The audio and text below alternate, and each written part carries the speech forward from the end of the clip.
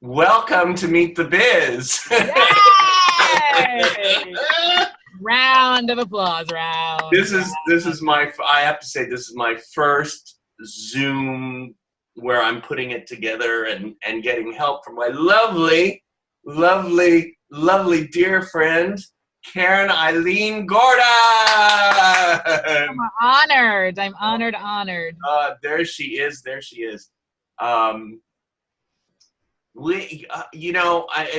I am blessed.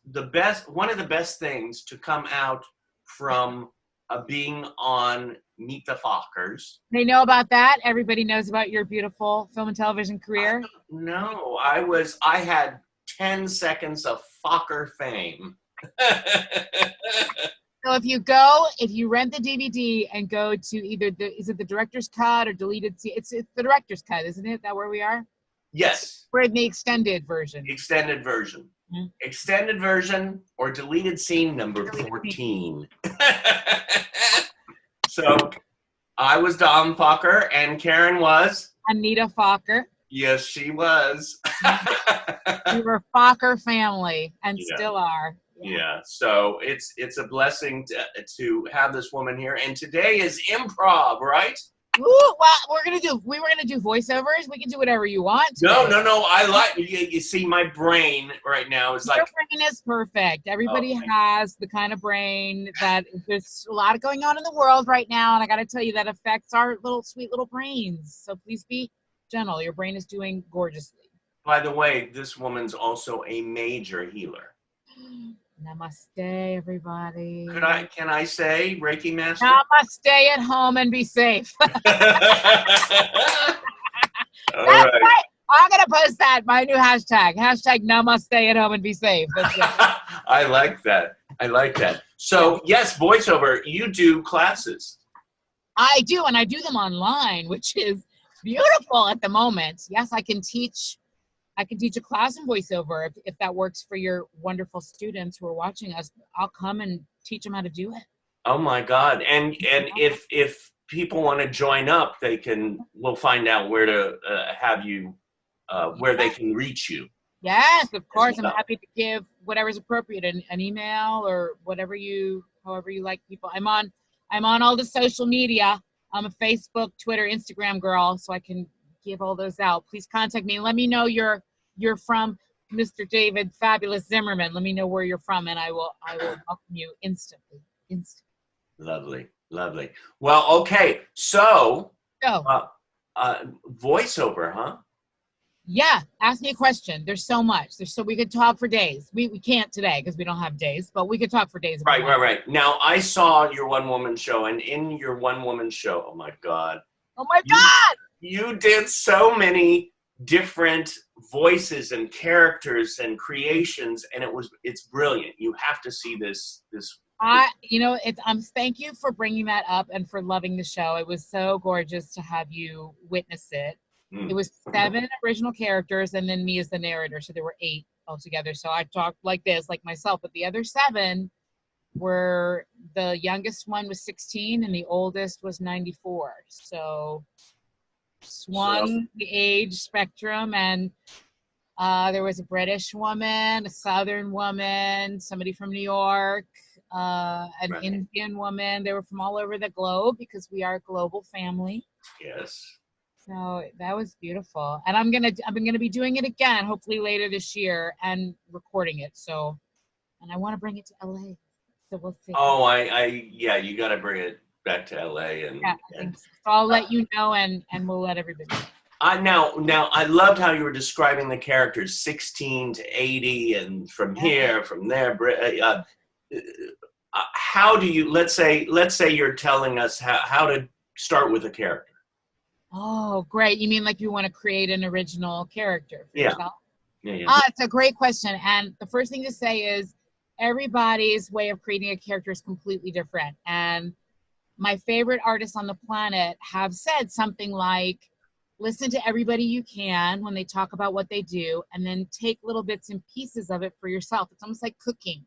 You're going to make a recipe, and you're going to take a pinch from this person, a dash from there. You're going to stir your own soup or bake your own brownies, and then out comes your character. So the place where it's really fun to start for me, because I love voices, is what's your favorite silly voice to do? What? Mr. Zimmerman, give us your favorite silly voice. I'm going to use you as an example. Oh my God. Well, first thing that comes up is Jim Bob Joe. Hi, how are you? This is so special tonight. I used to wait tables at Bobby McGee's. So I would go up to the table and say, hi, I'm Jim Bob Joe. Call me Billy Bob, but that's my dog's name.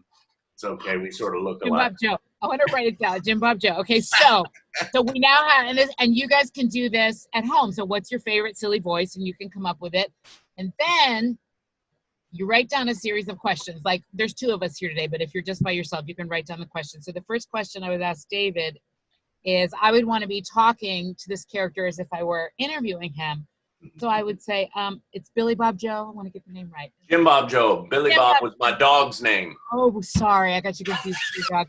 I'm sorry, Jim Bob Joe. I'm very sorry. And say hello to Billy Bob Joe and give him a treat for us.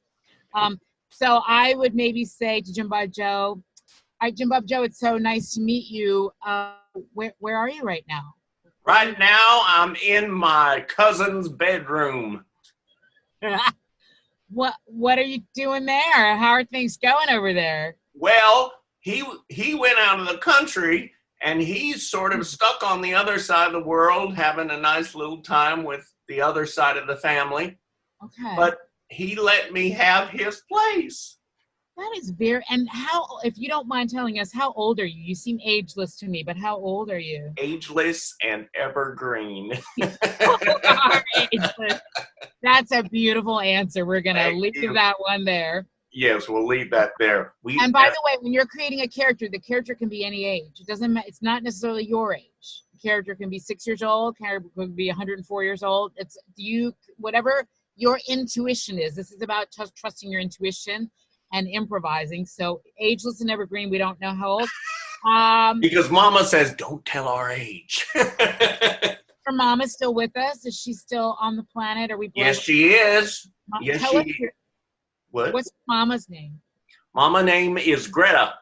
Greta. Oh, Greta. And I don't know if that's her first or second name. She never told me. Doesn't matter, Mom. And really, all Mama's names are Mama or Mom or Mommy or Mamacita. You know, that's the real name, Mamacita. Okay. What was your mom's favorite thing to cook for you when you were a little baby Jim Bob Joe? What was the favorite dish? Spicy eggs. She made scrambled with a lot of jalapenos. Wow. She said it was always good for the digestion and the other things. And other things, yes. Yes. I think we all know what you mean by other things.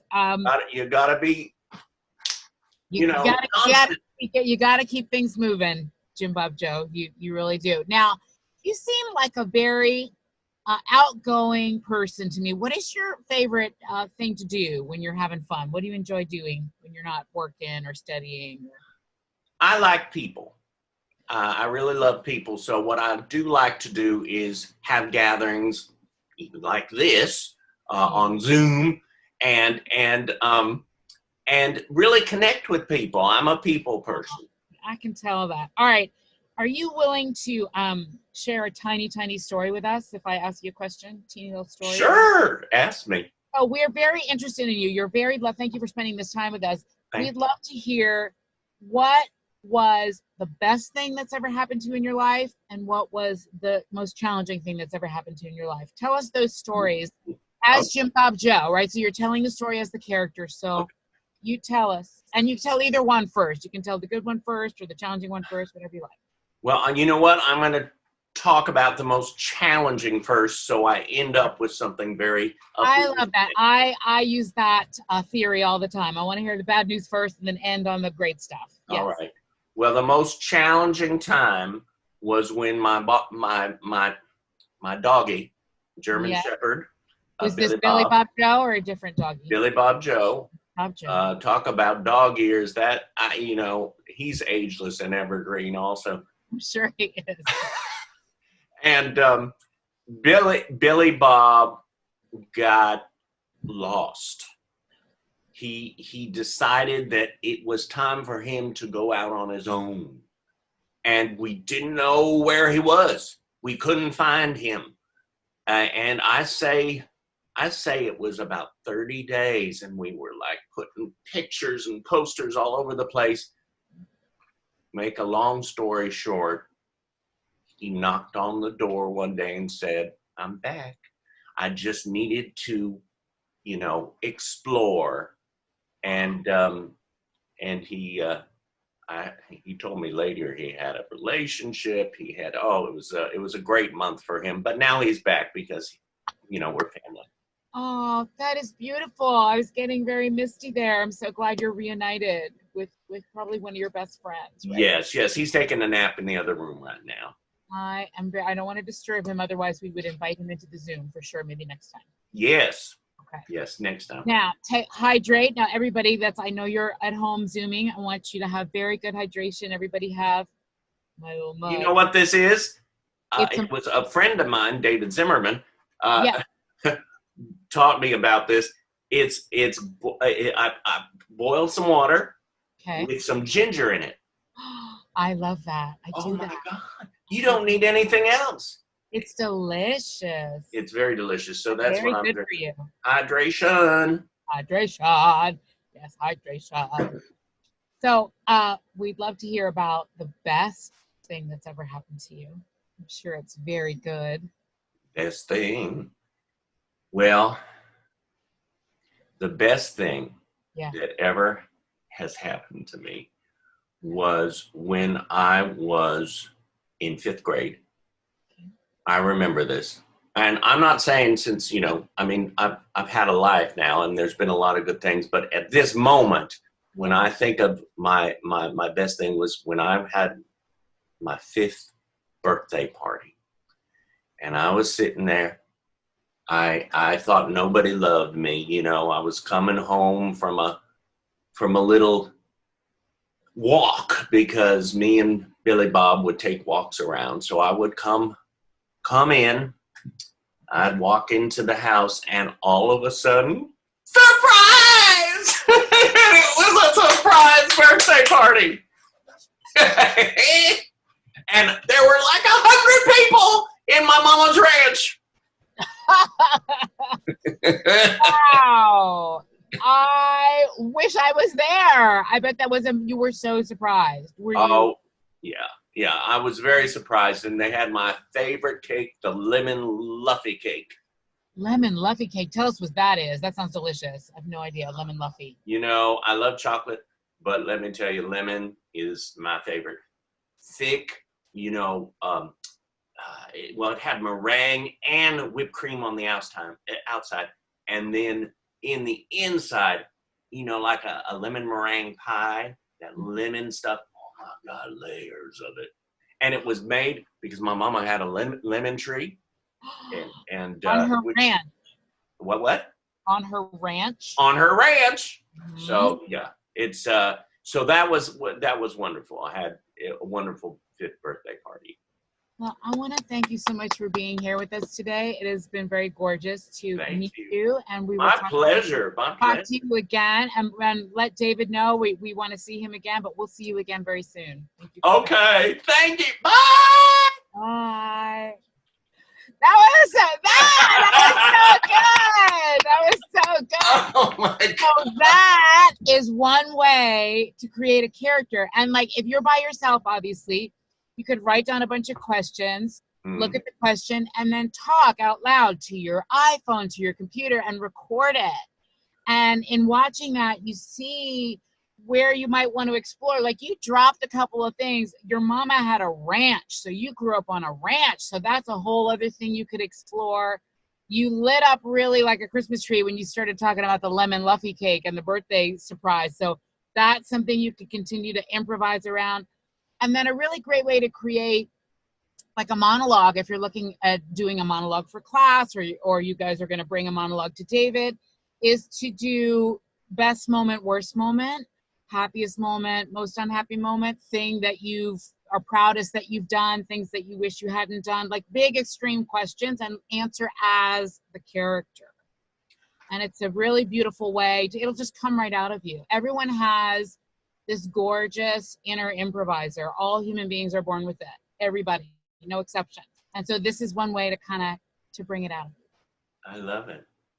Well, thank you, Karen-Eileen. Ah, so fun! Oh my God! You know, maybe you could come back for one more episode, and I could switch it and give you questions and characters. I would be so pleased to come back anytime. It's a joy. Joy.